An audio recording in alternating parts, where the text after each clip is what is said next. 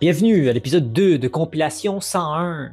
Cet épisode a été voté en très grande majorité par vous pour que ce soit Edith Cochrane et Vincent Bolduc. Et j'en suis super ravi car c'est un des duos, à mon sens, qui ont le plus de complicité dans toute cette vidéo-là. Dans cette série-là plutôt que je devrais dire. Quand j'ai pensé à cette série-là, j'avais pensé à Edith Cochrane et Vincent Bolduc en voyant leur complicité à l'écran. Je me suis dit, il faut que ça soit une série de complicité. Donc, c'est une des principales précurseurs de pourquoi j'ai décidé de commencer à cette série-là. Donc, remerciez-les de ma part. Ah là là, par où commencer? Ces deux joueurs-là ont été dans une demi-finale. Et je suis sûr qu'il y a plein d'autres archives, éventuellement, qui existent, dans lesquelles ils ont joué des improvisations ensemble et que c'est tout aussi précis, drôle, énigmatique, puissant, intelligent, leur jeu. Parce que ça paraît qu'ils ont déjà joué ensemble. Ils peuvent pas jouer de manière, à mon sens, aussi bien qu'ils se connaissent dans la vraie vie pour être capable de jouer un jeu comme ça. C'est pas comme Réal Bossé et Salomé Corbeau dont on va parler éventuellement à un autre moment, qui sont vraiment en couple dans la vraie vie, ces deux-là, donc parce qu'ils se connaissent vraiment intimement et personnellement.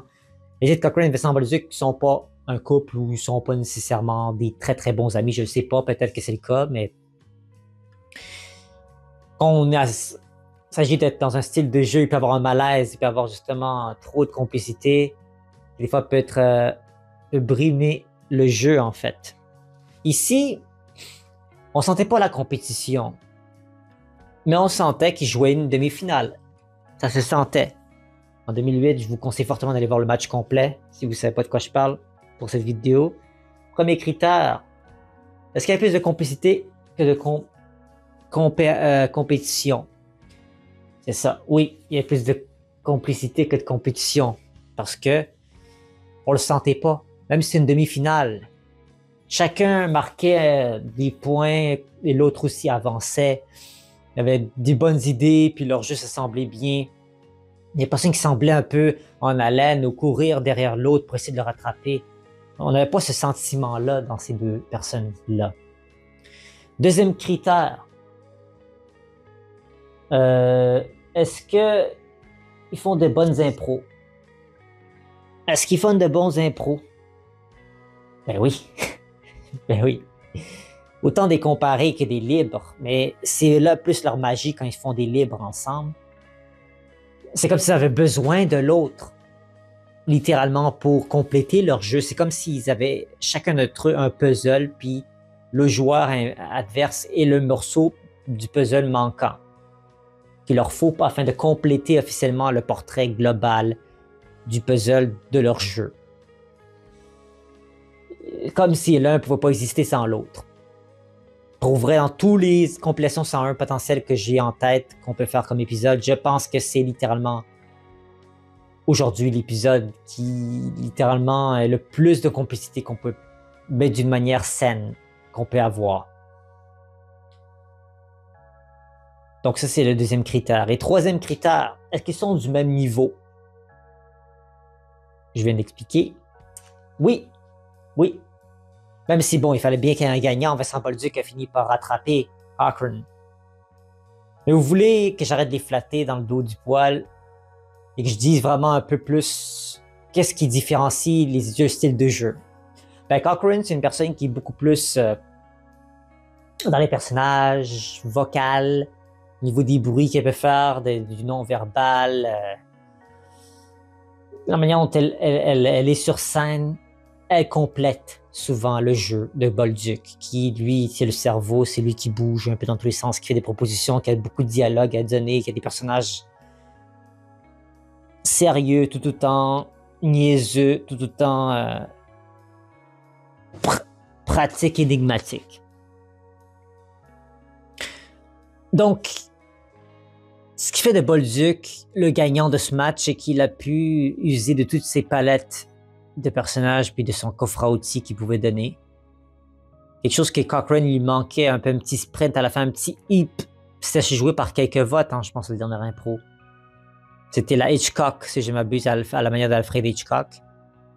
Et là, elle a joué littéralement le rôle d'une victime. Donc, c'est dur que quand tu joues le rôle d'une victime, de pouvoir être dans une situation de pouvoir. Mais c'est ça l'impro.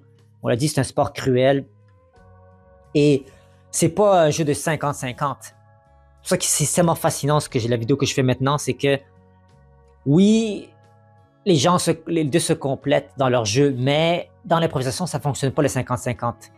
C'est jamais 50-50. À moins que le vote à la fin nous stipule qu'ils ont le même nombre de votes. Mais là, c'est pas ce dont on parle. On parle vraiment du jeu dans la patinoire avant même que le public vote. C'est jamais à 50-50. Au pire, au plus proche, on peut avoir justement 49-51%. Parce que ce jeu gentil, on fait une proposition, l'autre personne répond, puis c'est toujours comme ça. À la fin, il y a quelqu'un qui va falloir qu'il gagne l'impro. À la fin, il y a quelqu'un qui va avoir un point. Quelqu'un qui va émouvoir un peu plus le public, qui va user. Puis des fois, tout se joue dans la dernière seconde, dans la dernière réplique. Mais aussi, cela peut se jouer dans les personnages qu'on incarne. Des personnages qui sont victimes, comme c'est le cas de Cochrane ici dans la Hitchcock, ça aide pas. Ça aide pas. Et quand tu es une victime, ben, tu joues la victime, c'est-à-dire que tu pleures, puis tu cries, puis tu te morfonds, puis tu te récroquevilles en boule, puis l'autre, il ne peut que dialoguer sur toi et donner des points à sa propre personne. Donc, des fois, il faut faire très attention avec ces genres de personnages-là. S'il y a bien des leçons, parce que je fais un parallèle avec vous, hein. Oui, c'est une vidéo de compilation 101, dans laquelle j'explique un jeu puis une complicité entre deux joueurs, mais j'en profite également pour vous parler à vous, cher public, cher futur improvisateur, espérons, ou futur improvisateur du moment que vous jouez dans des ligues. Faites attention. Ça dépend de comment vous jouez. Si vous jouez par compétition, faire des victimes, ça peut être un problème. Mais bon, c'est un sacrifice des fois nécessaire. C'est un sacrifice nécessaire parce que si on veut qu'une impro soit bonne, ça sert à rien d'avoir deux personnages qui sont au même niveau de force et au niveau de la puissance, puis ce sont des, je sais pas, deux rois ou deux reines. Ça peut devenir un petit peu forcé et ça peut ruiner le potentiel du jeu que ça peut donner. Où est-ce que ça aurait pu amener cette histoire si on avait deux personnages qui sont diamétralement opposés? C'est souvent ça qui fonctionne. Parce que quand les personnes sont du même niveau, au niveau statut social, au niveau famille, au niveau pouvoir, au niveau argent, peu importe ce qu'ils ont comme possession, ben, le jeu avance pas assez bien. C'est genre qui va être plus puissant que l'autre, puis finalement personne cède et on n'avance pas.